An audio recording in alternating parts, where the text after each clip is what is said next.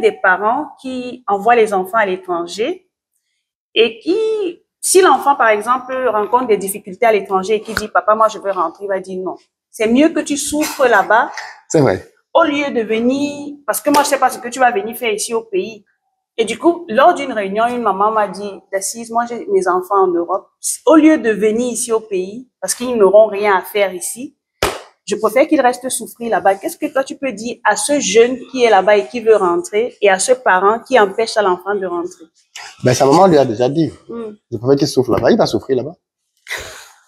En fait, c'est tout. C'est ça. C'est ce que les gens doivent bien comprendre. C'est que réussir en Occident, la plupart de notre, il faut se dire la vérité, les Africains ne réussissent pas en Europe. Les Africains, pour les meilleurs, vivent confortablement. OK? C'est-à-dire qu'ils vivent confortablement. Il a peut-être 10 000 euros le mois, 15 000 euros, donc 10 millions de francs CFA. Il est confortable. Il y a des Africains qui ont ça. Mais ils représentent 0,00001%. La plupart des Africains en Europe se battent, comme les Américains disent, paycheck to paycheck. C'est-à-dire mois après mois, ils se battent avec leur salaire à la fin du mois. Ils survivent avec leur salaire à la fin du mois. C'est ça la grande majorité des Africains. La grande majorité d'entre nous dans ces pays-là, c'est comme ça qu'on vit. Il faut qu'on se dise la vérité. Et moi, quand tu as quitté le pays et que tu es allé étudier à l'étranger, moi, j'ai mes camarades qui sont au pays, qui sont restés au pays.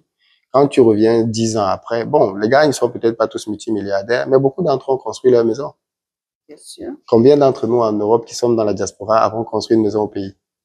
On les compte, hein. Combien même sont propriétaires en Europe? Très peu. Donc, tu n'es pas propriétaire en Europe, tu n'es pas propriétaire au pays, mais ton camarade de classe qui touchait 300 000 francs, il parvient à acheter un terrain quelque part, il parvient à se construire. 10 ans plus tard, l'endroit là où il a construit, ça a pris un boom en termes de valeur. On a vu ça à Bonamoussadi, on a vu ça à Makepe, on a vu ça dans plusieurs quartiers au Cameroun. Donc, il faut que les gens aient aussi cette vision-là de se dire qu'est-ce que je veux en fait, et notamment au niveau des parents. Le problème, c'est que je veux pas choquer les gens quand je dis ça, mais beaucoup de nos parents sont très complexés. D'ailleurs, la preuve, beaucoup de nos parents, quand son enfant va en Europe, il dit à tout le quartier que son enfant est en Europe, que lui, son enfant est ceci, son enfant est cela. Comme si le fait que son enfant était en Europe était un signe de succès déjà. Parce que pour lui, et c'est ce que je disais, beaucoup de personnes, le simple fait d'arriver là-bas déjà, c'est un succès. C'est un succès. Même si c'est pour être balayeur de rue, il est quand même arrivé là-bas. Mais quand tu as une vision un peu plus grande et que tu veux te poser les bonnes questions, tu te rends compte que les enfants, même des autres qui sont arrivés là-bas, qu'est-ce qu'ils font? Parce que c'est ce que beaucoup de parents qui sont au pays ne savent pas. Moi, quand j'étais au pays, j'avais les enfants d'un tonton qui était super. Il était directeur dans une entreprise de Bolloré. Gros directeur, le gars qui gagnait des millions par mois. Tous ces enfants étaient en Europe. Et ça nous blasait. On s'est dit, oh, les enfants sont en France et tout. Quand je suis arrivé en France des années après pour faire mon école d'ingénieur, je me suis rendu compte que tous ces enfants étaient dans des fausses universités, à faire des fausses filières. Quand j'ai fini mon diplôme et que j'ai commencé à travailler, aucun d'entre eux n'avait du travail.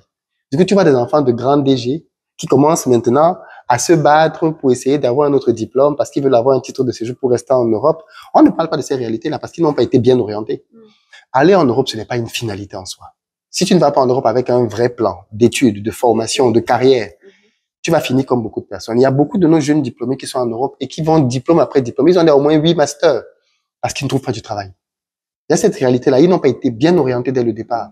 Ou alors ils vont trouver un travail, mais pas vraiment au niveau de leurs compétences. Et ils vont commencer à vivoter avec un petit revenu, ainsi de suite. Là, j'arrive, il faut faire des enfants. Il y a la famille au pays qu'il faut aider. Tu entres dans un cycle dans lequel les choses ne sont plus tout. Donc moi, je dis, il faut juste savoir ce qu'on veut. J'aime bien dire que l'Europe, c'est pour les consommateurs et l'Afrique, c'est pour les bâtisseurs. Si tu sens que tu as en toi l'âme d'un consommateur, que vraiment, toi, tu ne veux pas souffrir, va en Europe. Parce que peut-être même que tu veux t'amuser à dire que tu vas vivre des aides sociales. Va prendre les aides sociales, parce que ça, c'est une prison. Hein.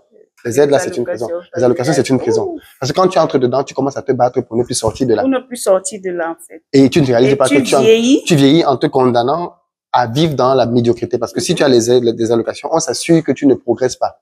Moi, je connais des gens qui, quand il a un boulot, il va que le boulot là va lui permettre de sortir des allocations, il refuse. Parce qu'il veut continuer d'avoir les aides. C'est une prison. Gagner de l'argent pour rien, en fait. C'est ça. Ils croient qu'ils sont intelligents, ils vivent aux dépens du système. Ils ne réalisent pas que c'est le système qui les a pris dans un engrenage, en fait. Bref.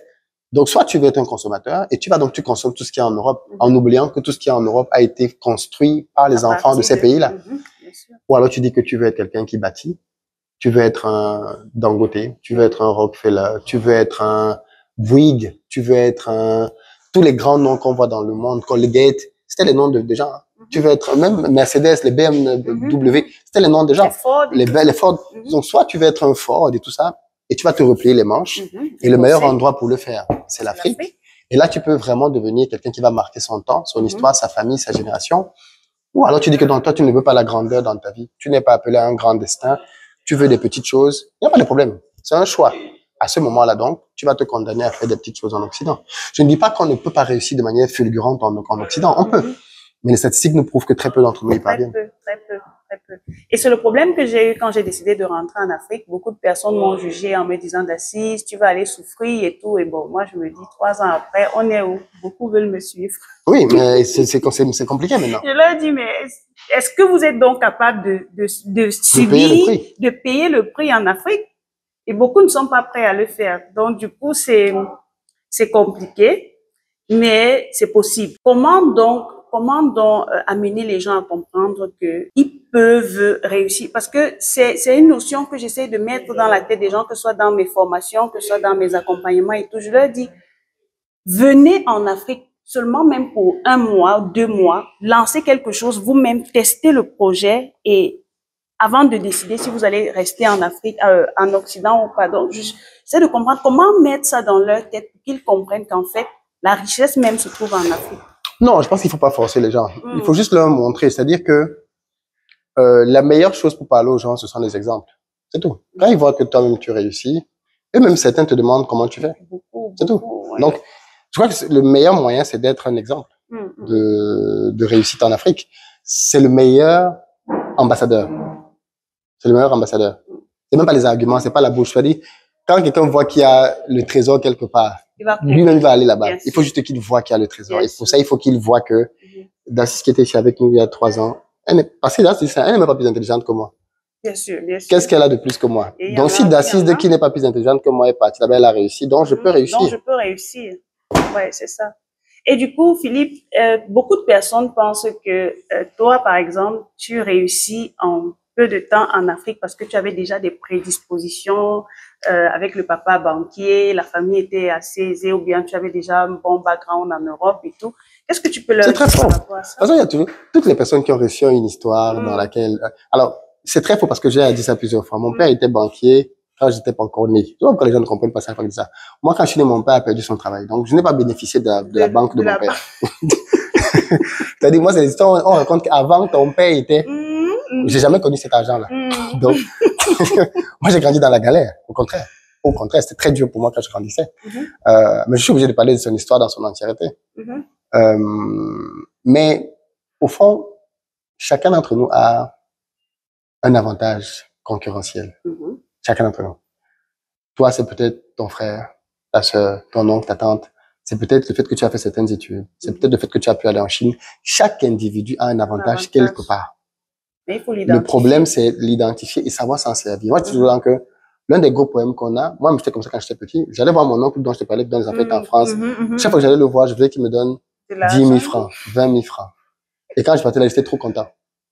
C'est-à-dire que je ne réalisais pas tout ce que je pouvais obtenir au travers de cet oncle-là, qui était directeur dans une boîte comme celle-là. Certes, j'étais encore étudiant, enfin, j'étais encore élève même, mais j'aurais pu avoir un projet dans lequel je veux plutôt lancer une structure qui va être prestataire auprès de cette entreprise, de cet oncle-là. Il aurait pu m'introduire dans le réseau et en quelques années, je serais devenu multimillionnaire. Quelques années. Je n'avais pas juste ce mindset-là. Donc, c'est pour dire que le problème, c'est que chacun d'entre nous a un avantage quelque part. Les gens ne savent juste pas s'en servir. Et comme ils ne savent pas s'en servir, ils critiquent les autres. De, oh, mais non, tu n'as pas fait ci, tu n'as pas fait ça. Mais les gens ne te doivent rien, en fait. Personne ne te doit rien. C'est à toi de savoir identifier les opportunités, qui peut t'aider à y accéder et te donner les moyens pour ça. C'est à chaque individu de faire ce travail-là. Donc, sachez identifier votre avantage. Ton avantage, ça peut être ton frère qui est en Europe. Mais si tu as un frère qui est en Europe, plutôt que de lui demander de t'envoyer les habits, comment on fait tout le temps, chaque fois que tu rentres au pays, ramène-moi telle chaussure, ramène-moi telle ceci. Réfléchis plutôt, qu'est-ce que cet oncle-là peut même me mettre à disposition ici qui va me faire avoir un avantage? Peut-être qu'il y a un appareil là que s'il me ramène ça ici, je peux me former peut-être dans la vidéo. Et s'il me ramène telle caméra, je vais pouvoir proposer des images que personne ne propose ici au pays. Ça va me permettre de me démarquer sur un marché, par exemple. Et là, ce grand frère-là n'est plus simplement quelqu'un qui t'envoie des chaussures. Des chaussures. C'est quelqu'un qui te permet d'accélérer un business. Ouais. Donc, c'est juste voir les possibilités que l'on a, en fait. Et chacun te dit, mais il n'y a pas un être humain qui peut dire que lui n'a aucun avantage. C'est faux. Tout le monde a un avantage quelque part dans quelque chose.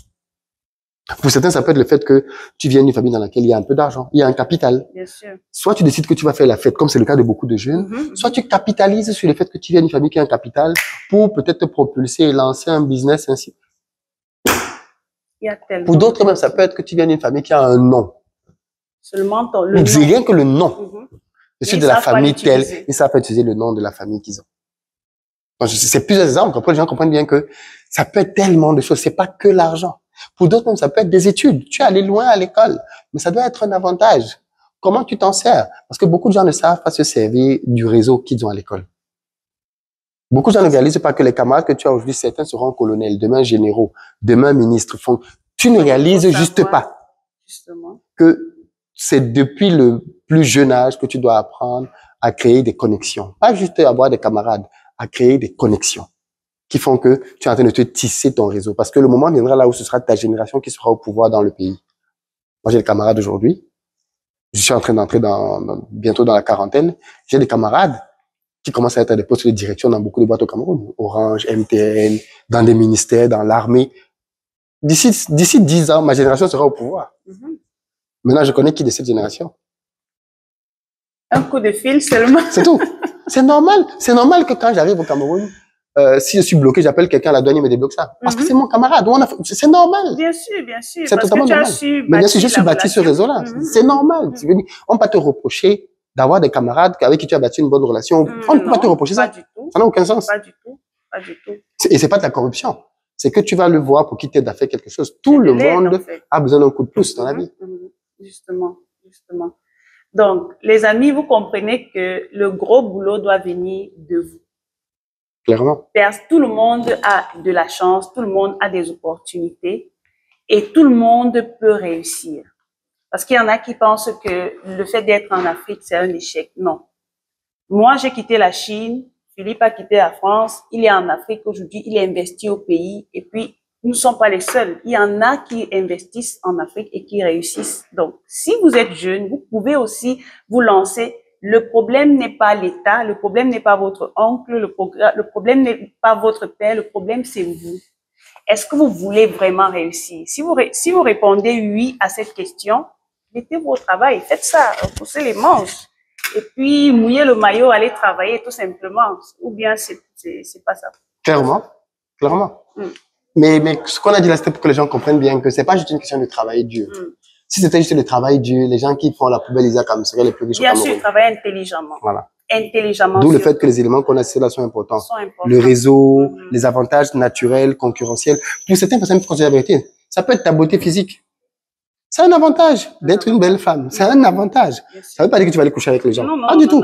Mais c'est un avantage d'être une belle femme. C'est un avantage d'être un bel homme avec un bon physique. Ce sont des avantages. De savoir l'utiliser intelligemment, en fait. Intelligemment. Exactement.